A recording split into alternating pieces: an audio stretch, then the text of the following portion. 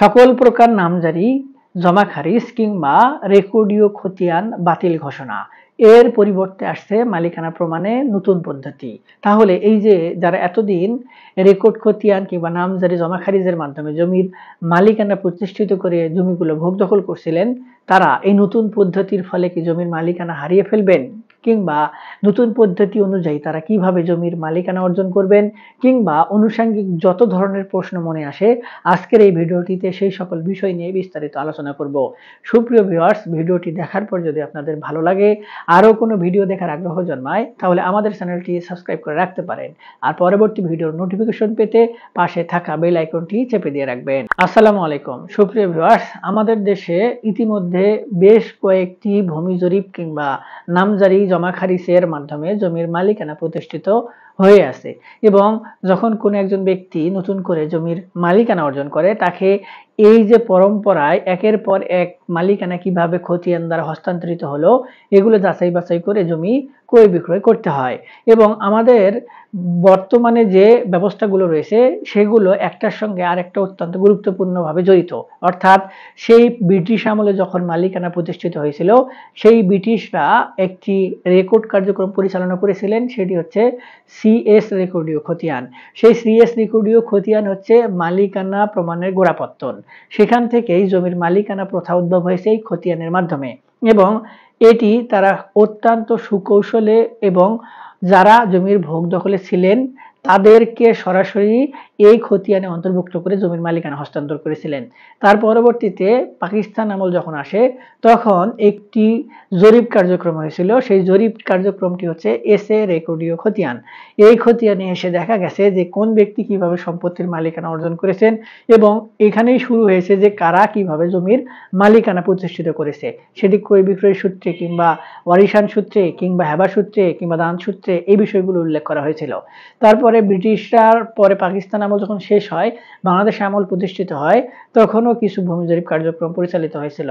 BS ভূমি জরিপ, BRS ভূমি জরিপ, এবং সিটি কর্পোরেশনের মধ্যে ঢাকায় সিটি জরিপ বা মহানগর জরিপ, চট্টগ্রামে একটি ভূমি জরিপ হয়েছিল, এবং এমনও কিছু জায়গা রয়েছে যেখানে ভূমি জরিপ কার্যক্রম হয়েছে কিন্তু মাঠ পর্সা কিংবা খতিয়ান যেটি এখনো প্রদান করা হয় নাই। এখন এই যে এতগুলো ভূমি জরিপ কিংবা রেকর্ডীয় খতিয়ান তৈরি হয়েছিল, এরপরে যখন আবার মালিকানাটি হস্তান্তরিত হয়েছে, তখন যারা নতুন করে জমির মালিকানা অর্জন করেছে, তারা তো এই যে রেকর্ডীয় খতিয়ানে যে ব্যক্তির নাম ছিল সেই ব্যক্তির নাম সংশোধন করতে হবে, তাই তারা নামজারি কিংবা জমা খারিজ কিংবা মিউটেশনের মাধ্যমে আবেদনের পরিপ্রেক্ষিতে এই খতিয়ানগুলোতে আগে যে ব্যক্তির নাম ছিল তাদের নাম সংশোধন করে নিজেদের নাম অন্তর্ভুক্ত করেছে। এখন এই এতগুলো ভূমি জরিপ কিংবা রেকর্ডীয় খতিয়ান যে তৈরি হয়েছিল, এগুলো কিন্তু বাতিল হতে যাচ্ছে, এবং বলা হচ্ছে যে এই যে রেকর্ডীয় খতিয়ানগুলো ইতিমধ্যে তৈরি হয়েছে কিংবা নামজারির মাধ্যমে যে খতিয়ানগুলো তৈরি করা হয়েছে, সবগুলো হয়েছে হাতে কলমে কাগজে এবং অবৈজ্ঞানিক উপায়ে।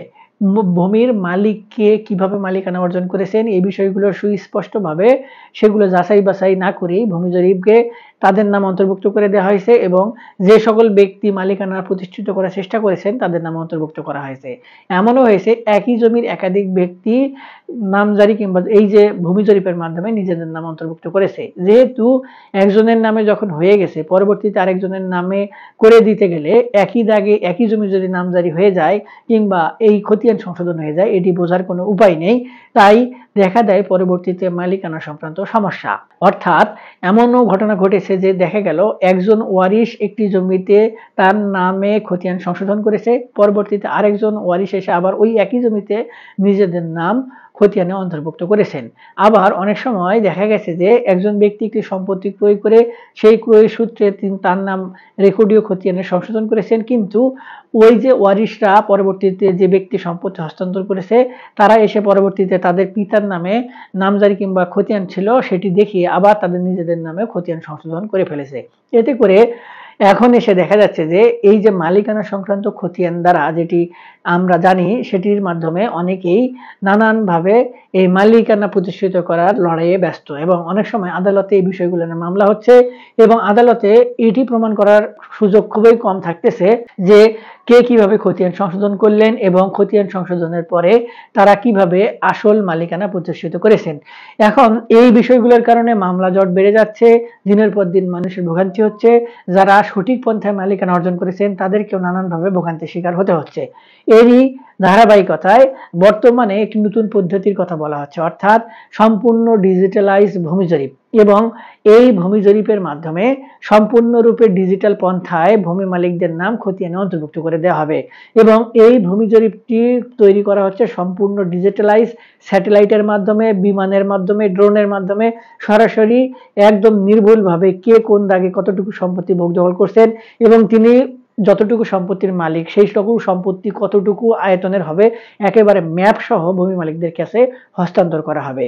এখন এই বিষয়গুলোকে বাস্তবায়ন করার জন্য বর্তমান সরকার কিছু বিশেষ উদ্যোগ গ্রহণ করেছে এবং বলা হচ্ছে যে আগের যতগুলো রেকর্ড খতিয়ান তৈরি হয়েছে এই নতুন ভূমি জরিপটি প্রতিষ্ঠিত হওয়ার পরে সকল রেকর্ড খতিয়ান বাতিল করা হবে এবং যারা আসল মালিক এবং অরিজিনাল মালিক তারাই শুধুমাত্র এই ভূমি জরিপে নিজেদের নাম অন্তর্ভুক্ত করতে পারবেন।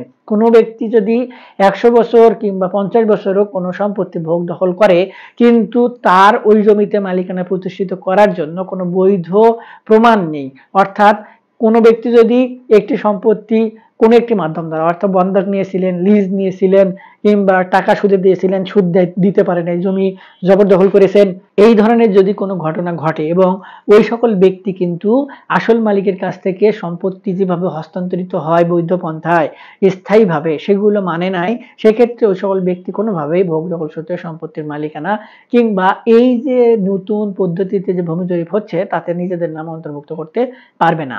এক্ষেত্রে কি হবে, যারা আসল মালিক তারা তাদের ডকুমেন্ট উপস্থাপনের মাধ্যমে এই নতুন সিস্টেমে ভূমি জরিপে নিজেদের নাম অন্তর্ভুক্ত করতে পারবেন কিংবা ওই সকল ব্যক্তির ওয়ারিশরা যদি থাকে তারা যদি ওয়ারিশান সূত্রে সম্পত্তি প্রাপ্তি হওয়ার কোনো সুযোগ থাকে তাদের, তাহলে তারা কি যেভাবে এই ভূমি জরিপে নিজেদের নাম অন্তর্ভুক্ত করবেন এই বিষয়ে সুস্পষ্টভাবে নির্দেশনা কিন্তু প্রদান করা হয়েছে। বলা হচ্ছে যে তারা তাদের পূর্বপুরুষের যে ওই সকল সম্পত্তির মালিকানা রয়েছে এটি প্রমাণ করার যে সকল ডকুমেন্ট সেগুলো উপস্থাপন করবেন, পরবর্তীতে তারা ওয়ারিশান সনদ উপস্থাপন করবেন এবং তারা যদি একাধিক ওয়ারিশ হয়ে থাকে তাহলে নিজেদের মধ্যে আগে বন্টন ঠিক করবেন কে কোন দাগে সম্পত্তি ভোগ দখল করবে এবং যে জমিটি অন্য একজন ভোগ দখল করছে ওই জমিটি যে ব্যক্তির নামে কিংবা যে ব্যক্তির ভাগে পড়ে সেই ব্যক্তি এই রেকর্ডের মাধ্যমে ওই সকল সম্পত্তি নিজেদের নাম অন্তর্ভুক্ত করতে পারবে। এবং এই ভূমি জরিপটি হবে সম্পূর্ণ ডিজিটালাইজের মাধ্যমে এবং এটি বিষয়ক যত তথ্য রয়েছে অর্থাৎ যে মাঠ জরিপের মাধ্যমে কিংবা ভূমি রেকর্ডের মাধ্যমে যে খতিয়ানটি তৈরি হবে সেই খতিয়ানটি সম্পূর্ণ অনলাইনে সংযুক্ত করে দেওয়া হবে এবং ভূমি মালিকেরা ইচ্ছা করলেই তাদের নিজেদের একটি আইডি ওপেন করে সেই আইডির মাধ্যমে তারা যে সকল খতিয়ান দয়ে সম্পত্তির মালিকানা অর্জন করেছেন সেগুলো ঠিকঠাক মতো দেখতে পারবেন কিংবা যে কোনো সময় কিছু নির্দিষ্ট ফি পরিশোধের মাধ্যমে সেগুলো ডাউনলোড করে নিতে পারবেন। এবং এই নিয়ে বিশেষ একটি সফটওয়্যার ইতিমধ্যে ভূমি মন্ত্রণালয় থেকে ডেভেলপ করা হয়েছে এবং এ বিষয়ে আরেকটি সুনির্দিষ্ট প্রমাণ হচ্ছে কিংবা সুনির্দিষ্ট নির্দেশনা হচ্ছে যদি কোনো মালিকানা সংক্রান্ত বিষয় নিয়ে আদালতে মামলা চলে তাহলে সেই মামলার রায় যতক্ষণ পর্যন্ত হবে না ততক্ষণ পর্যন্ত কোনো ব্যক্তিদ্বয়কেই এই রেকর্ডীয় খতিয়ানে নিজেদের নাম অন্তর্ভুক্ত করে দেওয়া হবে না। অর্থাৎ যে সকল ব্যক্তি জমির মালিকা হওয়ার পরেও সম্পত্তি থেকে বেদখলে রয়েছে তারা যারা টেনশনে রয়েছেন যে আমরা সম্পত্তির ভোগ দখল কিংবা এই ভূমি জরিপে কিংবা এই নতুন সিস্টেমে নিজেদের নাম খতিয়ানে অন্তর্ভুক্ত করতে পারবো কিনা তাদের জন্য কিন্তু এটি একটি সুবর্ণ সুযোগ।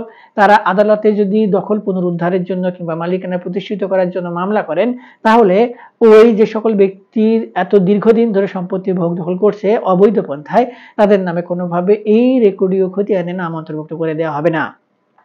এবং এর সঙ্গে আরেকটি বিষয় সুস্পষ্ট এবং সুন্দরভাবে বলা হচ্ছে যে যেহেতু বিগত ভূমি জরিপগুলোতে কিংবা খতিয়ানগুলো হাতে কলমে কাগজে লেখা তাই এই যে কাগজগুলো এইগুলোর কিন্তু একটি নির্দিষ্ট মেয়াদ থাকে কিংবা নির্দিষ্ট একটি টেম্পার থাকে, সেই টেম্পার কিংবা মেয়াদ যখন পার হয়ে যায় তখন এই কাগজগুলো নষ্ট হয়ে যায় কিংবা এই যে কাগজের লেখা কালিগুলো এগুলো কিন্তু নষ্ট হয়ে যায়, যার কারণে পরবর্তীতে আসল যে ডকুমেন্টটি প্রতিষ্ঠিত করা থাকে রেকর্ড রুমে সেখানে খুঁজে আসল মালিক এটি প্রমাণ করা খুব কঠিন হয়ে দাঁড়ায়।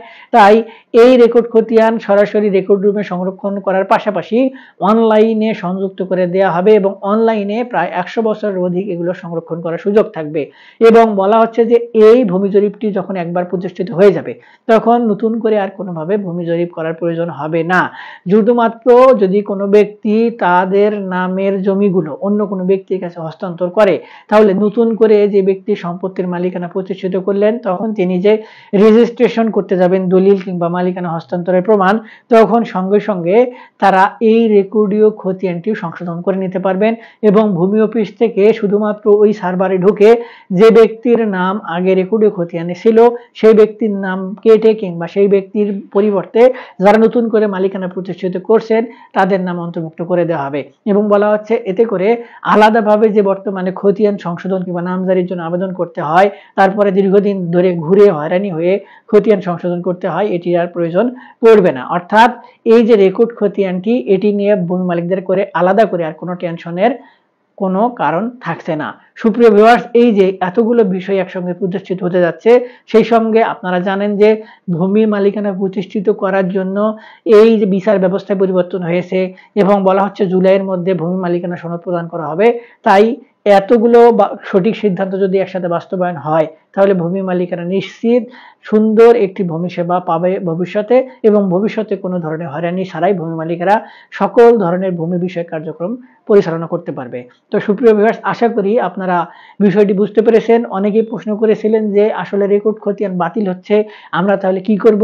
আসলে তাদের জন্য এই ভিডিওটি তৈরি করা। তাদের আশা করি এই ভিডিওটি দেখার পরে আর কোনো সংশয় থাকবে না। তারপরে যদি এই সংক্রান্ত বিষয় নিয়ে আরো কোনো কিছু জানার আগ্রহ কিংবা বোঝার কোনো কিছু থাকে তাহলে আমাদের ভিডিওর নিচে কমেন্ট বক্সে এসে সেখানে কমেন্টস করবেন, আমরা আপনাদের সহযোগিতা করার চেষ্টা করব। আজকে এই পর্যন্তই, দেখা হবে সামনে নতুন কোনো ভিডিওতে। ততদিন পর্যন্ত ভালো থাকবেন, ধন্যবাদ।